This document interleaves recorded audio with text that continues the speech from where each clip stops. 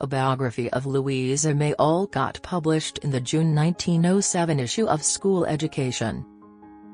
Page 40. Louisa May Alcott was born November 29, 1832 and died March 6, 1888. All the world loves and reveres Aunt Jo. She sleeps, but her memory lies. A little poem she once wrote for the children of Concord will ever be a living reminder of her cheery spirit and love for children. The world lies fair about us, and friendly sky above. Our lives are full of sunshine, our homes are full of love. Few cares or sorrows sadden the beauty of our day. We gather simple pleasures, like daisies by the way. There's not a cloud in heaven, but drops its silent dew. No violet in the meadow, but blesses with its blue. No happy child in Concord, who may not do its part to make the great world better, by an essence of heart. O blossom in the sunshine, beneath the village tree. For the little lads and lasses are the fairest flowers we see. Louisa May Alcott, the famous author of Little Men, Little Women, and Jo's Boys, was born in Germantown, Pennsylvania, November 29, 1832. When she was 2 years of age her parents removed to Boston, Massachusetts, and it was thus that the great authoress claimed New England as her home. Her father, Amos Bronson Alcott, was a teacher of renown, but at that early date his methods were not understood nor appreciated by the masses of the people, and thus it was that his family suffered many privations and were many times in need of the necessities of life. Mr. Alcott was a close friend of Ralph Waldo Emerson, Henry Thoreau, and others of the Brook Farm experiment. He invested his small property in this experiment, and its failure reduced him to actual poverty. After this failure he removed to Concord, where he continued to live until his death. At the time of the failure of the Brook Farm experiment, Louisa, although but 15 years of age, formed the noble and unselfish purpose of retrieving the family fortune. She now turned her attention to teaching, her first school being held in a barn and attended by the children of Messrs. Emerson, Channing, Hawthorne, and other neighbors. At almost the same time she began writing fairy stories, which were contributed to papers. These early literary productions brought her little if any financial returns. She continued to devote her time to teaching, receiving her own education privately from her father.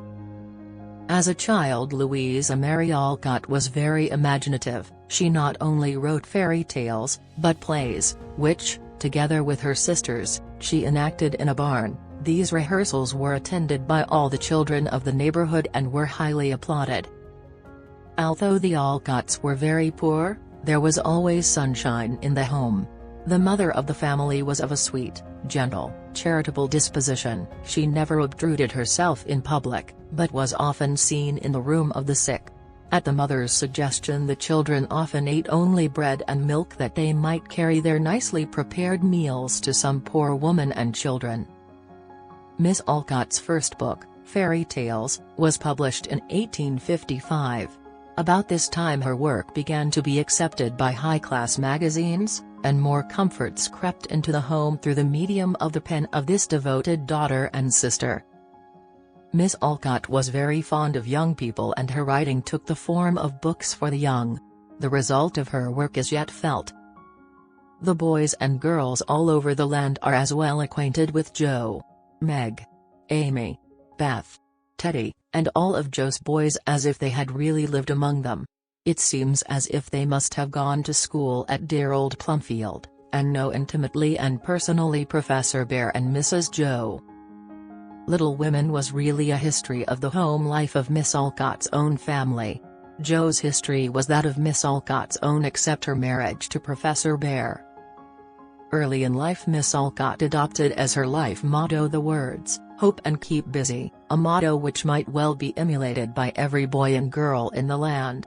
As a girl she was quick and impetuous. One stanza of the poem, "My Kingdom," shows how hard she tried to govern herself. "How can I learn to rule myself? To be the child I should. honest and brave, nor ever tire of trying to be good? How can I keep a sunny soul to shine along life's way? How can I tune my little heart to sweetly sing each day? Miss Alcott was ever a great admirer of Emerson, and indeed his friendship seems to have been largely instrumental in forming her character. Among the distinguished friends of her childhood were Reverend Theodore Parker, Sumner Garrison, Emerson, Thoreau, and Julia Ward Howe. Among Miss Alcott's principal works may be mentioned Little Women, Little Men, An Old-Fashioned Girl, Eight Cousins, Rose and Bloom, Under the Lilacs, Jack and Jill, etc. These books have delighted a world of young people and finally brought a fortune of more than $100,000 to the hardworking author and enabled her to bestow upon her parents many comforts in their declining years. The mother of Miss Alcott died in 1877, her father died in 1888 at the age of 88 years. His devoted and gifted daughter Louisa May died 3 days after, or March 6, 1888, at the Orchards, the old Concord home. It is said that Miss Alcott's last days were the happiest of her life. Nearing the end of her life she said, "As I turn my face toward sunset, I find so much to make the downhill journey smooth and lovely, that, like Christian, I go on my way rejoicing with a cheerful heart."